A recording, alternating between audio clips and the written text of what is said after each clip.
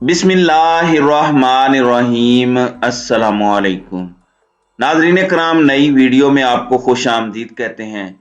Core commander conference GHQ Rawalpindi में इसका इनेकाद हो रहा है। नई मिलिट्री लीडरशिप ने कमान संभाल ली है। उसके बाद ये बाज़ाब्ता तौर पर पहली कोर कमांडर कॉन्फ्रेंस है, इसलिए इंतहाई अहम है। अगले 3 साल के लिए पॉलिसी भी वाजे हो जानी है। लेकिन कोर कमांडर कॉन्फ्रेंस से पहले क्या नून लीग ने बहुत बड़ी वार्निंग दे दी है? और नून लीग इस वक्त कौन सा ऐसा मिजाज है जिसे समझ चुकी है और जिसे समझकर इस वक्त कुछ बहुत बड़े इकदाम उठा रही है? इस वक्त नवाज शरीफ को ब्लैकमेल कौन कर रहा है? ये बड़ी अहम चीजें हैं, अहम डेवलपमेंट्स हैं जिसने एक नया पिंडोरा बॉक्स खोल दिया है। जबकि शहबाज शरीफ के खिलाफ बगावत और मरियम ग्रुप इस वक्त सामने तो आ रहा है, लेकिन इस सब के अंदर जो मुक्तदर हलकों के साथ इस वक्त इस इंपोर्टेड हुकूमत के ताल्लुकात हैं, क्यों इस वक्त बहुत से शकूक व शुबहात नून लीग के जहन में पैदा हो चुके हैं? क्यों बार बार उन्हें मुखातिब करना पड़ता है? क्यों वो इस वक्त पूरी की पूरी अपनी स्ट्रगल इस चीज पर मरकूज रखे हुए हैं कि कहीं एस्टेब्लिशमेंट इधर उधर न सिरक जाए? नाजरीन कराम, जब नई मिलिट्री लीडरशिप आई तो इससे पहले समरी का मामला था, अप्रूवल का मामला था। इस सारे मामले के अंदर भी बड़ी कोशिश की गई कि इमरान खान बामुकाबला जनरल आसिम मुनीर करवा दिया जाए। इमरान खान ने बड़ी महारत से, बड़ी अक्लमंदी से, बड़े तदब्बुर से एक जीरक सियासतदान होने का सबूत देते हुए इस क्लैश को अवॉइड किया। उसके बाद अभी तक बहुत सी ऐसी चीजें जारी हैं, ऐसी चीजें की जा रही हैं। एक जानिब कल फवाद चौधरी ने एक स्टेटमेंट दी कि हम एस्टेब्लिशमेंट के साथ अच्छे वर्किंग रिलेशन चाहते हैं और जनरल आसिम मुनीर के आने के बाद बहुत कुछ मुस्बत अंदाज में बदला है, लेकिन कुछ ऐसी चीजें जरूर हैं जो अभी तक नहीं बदली। आजम सवाती इसकी बहुत बड़ी मिसाल है, लेकिन इसके बावजूद पाकिस्तान तहरीक इंसाफ मैक्सिमम रिस्ट्रेंट का मुजाहरा कर रही है। एक जानिब ये सब इंपोर्टेड हुकूमत की परेशानी में इजाफा कर रहा है, क्योंकि इमरान खान को खुद से शिकस्त देना तो इम्पॉसिबल है, क्योंकि 13 जमातें बामुकाबला इमरान खान हो तो इमरान खान बासानी जीत जाएगा। ये चाहते हैं कि इस्टेब्लिशमेंट बामुकाबला इमरान खान हो जाए, क्योंकि अंदर से ना ये इस्टेब्लिशमेंट के सगे हैं और ना ही इमरान खान के सगे हैं, और इमरान खान इन्हें करप्शन नहीं करने देगा और इस्टेब्लिशमेंट इन्हें मुल्क फरोशी नहीं करने देगी। और ये दोनों के लिए चाहते हैं कि ये आपस में लड़ के कमजोर जरूर हो जाए ताकि इसमें हमारी अपनी अजारादारी कायम हो जाए। अब यहाँ पर कुछ सहाफी हैं जिनमें हामिद मीर भी हैं, अंसार अब्बासी भी हैं। अंसार अब्बासी तो पिछले 8-10 महीने से मुक्तदर हलकों की जो पल्स है उसको वो समझने की अगर किसी ने कोशिश करनी है तो वो अंसार अब्बासी का पिछले 8-10 महीनों के कॉलम पढ़ ले, उनका कोई वीलॉग या तजिया सुन ले, उसे सब समझ आ जाएगी। हामिद मीर भी बड़ी अंदर की बातें बताते हैं। अगर आप उनके रिसेंट कॉलम्स पढ़ें तो आपको एक नैरेटिव बनता हुआ मिलेगा जो नून लीग के लिए बहुत ज्यादा परेशानियों में इजाफा कर रहा है, जिसकी वजह से उनकी बौखलाहट बढ़ती जा रही है। वो नैरेटिव ये है कि सियासतदान मुकम्मल तौर पर नाकाम हो चुके हैं। इसमें एक जानिब सियासतदानों को ये पैगाम भी दिए जा रहे हैं उनके जरिए कि अगर मामलात हल ना किए गए तो फिर आप माजी से सबक सीख लें। माजी का सबक क्या था? माजी में कभी मार्शल लॉ की सूरत में, कभी मुल्क में फौजी इमरजेंसी की सूरत में कुछ ना कुछ हुआ, तो इस तरह के मीर साहब मशवरे दे रहे हैं। दूसरी जानिब अंसार अब्बासी ने यहां तक कहा कि एक वक्त था जब इमरान खान जिद पर अड़े हुए थे और अब PDM जिद पर अड़ी हुई है। यानी ये भी कुछ ऐसी बातें हैं जो इस वक्त नहीं मान रहे और कहा जा रहा है कि अगर ये वो बातें मान लें तो ज्यादा बेहतर है।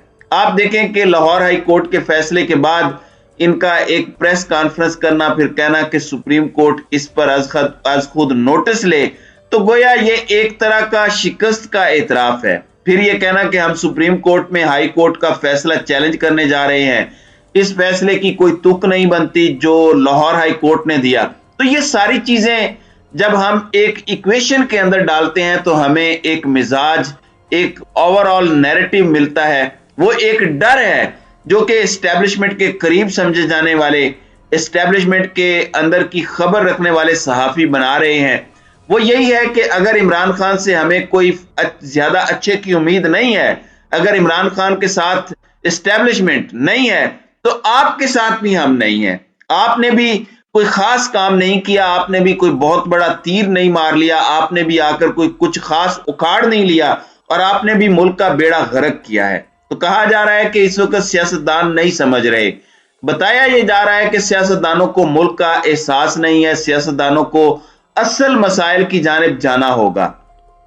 ناظرین اکرام، آپ دیکھ لیں کہ یہ عمران خان پر سلیکٹڈ ہونے کا الزام لگاتے تھے، اس وقت حکومت بیک ٹو بیک یہ کمیونیکیٹ تو کرواتی رہی کہ باجوہ ریڈ لائن ہے، اسٹیبلشمنٹ یہ کر دے گی وہ کر دے گی، وہیں دوسری جانب کوئی ایسی سٹیٹمنٹ آتی ہے جو عمران خان اور جنرل باجوہ گٹھ جوڑ کی بات کرے۔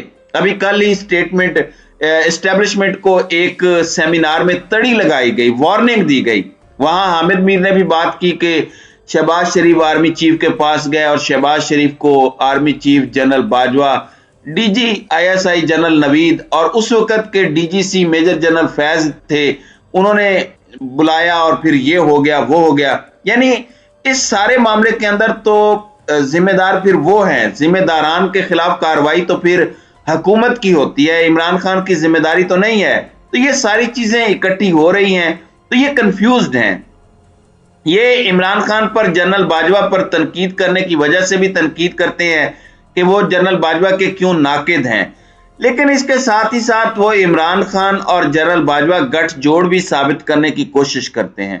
اب یہاں پر ہمارے منسٹر آف ڈیفنس خواجہ آصف کا کہنا ہے کہ اسٹیبلشمنٹ، عدلیہ اور بیوروکریسی سمیت پوری اشرافیہ موجودہ ملکی مسائل کی ذمہ دار ہے۔ یعنی اس وقت ملک کے اندر جتنے مسائل ہیں ان کی ذمہ داری پوری کی پوری اشرافیہ پر ہے، پھر ہماری اسٹیبلشمنٹ اور عدلیہ آتی ہے۔ یعنی ان دونوں کو ایک طرح سے یہ باور کروایا ہے کہ آپ بھی اس ملک کے مسائل کے ذمہ دار ہیں۔ لاہور میں خواجہ رفیق شہید کی برسی پر ایک سیمینار ہوا جس میں میثاق جمہوریت کو میثاق معیشت تک توسیع دینے اور کشمیریوں کو اقوام متحدہ کی قراردادوں کے مطابق مکمل حق خود ارادیت دینے کی قراردادیں بھی منظور ہوئیں۔ اس میں خواجہ سعد رفیق وزیر برائے ہوا بازی نے بات کی، انہوں نے کہا کہ کسی کو کوئی سیاست سے مائنس نہیں کر سکتا، خدا را سیاست اور جمہوریت کی ریڈ لائن کو کراس نہ کریں، اسمبلیوں اور استعفوں کو ختم کرنے کی بات نہ کریں، اسمبلیاں اس طرح ختم نہیں ہوتی جس طرح سے آپ ختم کرنا چاہ رہے ہیں۔ لیکن اس سب کے اندر میرے لیے جو سب سے قیمتی بات ہے وہ ہمارے منسٹر آف ڈیفنس، ہمارے وزیر دفاع کی گفتگو ہے۔ انہوں نے یہ بات کہی ہے کہ نواز شریف کمپرومائز کر جاتے تو پاناما سمیت کسی بھی چیز سے کچھ نہ نکلتا۔ یعنی نواز شریف کو دھمکیاں دی جا رہی تھیں اور آج بھی دھمکیاں دی جا رہی ہیں، ہم اپنا سیاسی سرمایہ ملک و قوم پر خرچ کر چکے ہیں، اس لیے ہم بلیک میل ہو کر کسی صورت انتخابات نہیں کروائیں گے۔ یعنی انہیں اب بلیک میل کون کر رہا ہے؟ ہم نے اپنی پوری سیاست کی سر دھڑ کی بازی لگا دی ہے، اس لیے ہم بلیک میل نہیں ہوں گے۔ کون کر رہا ہے بلیک میل؟ کس کی طرف یہ اشارہ ہے؟ پھر انہوں نے کہا کہ پی ٹی آئی والوں کے استعفے قبول کر لیے جانے چاہیے۔ اس کے بعد عمران خان پر بھی گفتگو کی۔ انہوں نے یہ بھی کہا کہ ملک کو دیوالیہ پن کے قریب لانے میں عمران خان کے لانے والوں سے بھی پوچھا جانا چاہیے۔ آپ تو حکومت میں ہیں، یہ کہہ رہے ہیں کہ ان کے خلاف ایکشن ہونا چاہیے، نہ صرف خان پر بلکہ خان کو لانے والوں پر بھی۔ تو یہ اور زیادہ اہم نقطہ ہے۔ تو آپ سمجھ جائیں کہ جو منسٹر آف ڈیفنس ہیں، جو وزیر دفاع ہیں، جن کے نیچے وزارت دفاع آتی ہے، جسے فوج اور چیف نے رپورٹ کرنا ہوتا ہے، وہ ایک ایسے موقع پر جب ملک معاشی دیوالیہ پن کا شکار ہے، جب ملک کے اندر ہماری فوج کو ایک بہت بڑے چیلنج کا سامنا کرنا پڑ رہا ہے، دہشت گردی کے خلاف جنگ ہمارے دروازے پر آ چکی ہے، ہمارے ملک کو آپ خود معاشی دیوالیہ پن کے دروازے پر کھڑے کر چکے ہیں، تو اس سب کے اندر اسٹیبلشمنٹ کو اس طرح کے پیغامات دینا کہ آپ اس ملک کے مسائل کے ذمہ دار ہیں، عمران خان کو لانے والوں کے خلاف کارروائی ہونی چاہیے اور ہم بلیک میل نہیں ہوں گے، یہ ساری چیزیں کسے کمیونیکیٹ کی جا رہی ہیں یہ سب کو پتا ہے۔ دوسری جانب مریم گروپ بھی ایکٹیو ہوتا جا رہا ہے، مریم نواز بھی اپنی سیاست ایکٹیو کرنا چاہ رہی ہیں۔ آپ نے دیکھا ہوگا کہ جب مریم نواز नवाज शरीफ एंटी एस्टेब्लिशमेंट होते हैं तो शहबाज शरीफ बैक फुट पर चले जाते हैं। ये इन्होंने गुड कॉप बैड कॉप का एक मंजन बनाया हुआ है जो ये बेचते हैं और जरूरत के वक्त पांव पकड़ते हैं और जब जरूरत पूरी हो जाए तो गला पकड़ते हैं। जरूरत गालिबन पूरी हो चुकी है या मजीद जरूरत पूरी होती नजर नहीं आ रही, तो अब पहले एस्टेब्लिशमेंट के जो बूट चाट रहे थे अब ये हाथ उनके गले तक लाने की तैयारियां कर चुके हैं। यूं लग रहा है इनके लिए एटीट्यूड और इनके मिजाज से, और इनके मिजाज को भांपना बहुत जरूरी है। ये इंडिकेटर्स होते हैं इस तरह की बातें, इन्हें जब आप पूरी पिक्चर में ढालते हैं तो फिर पूरी कहानी की समझ आ जाती है।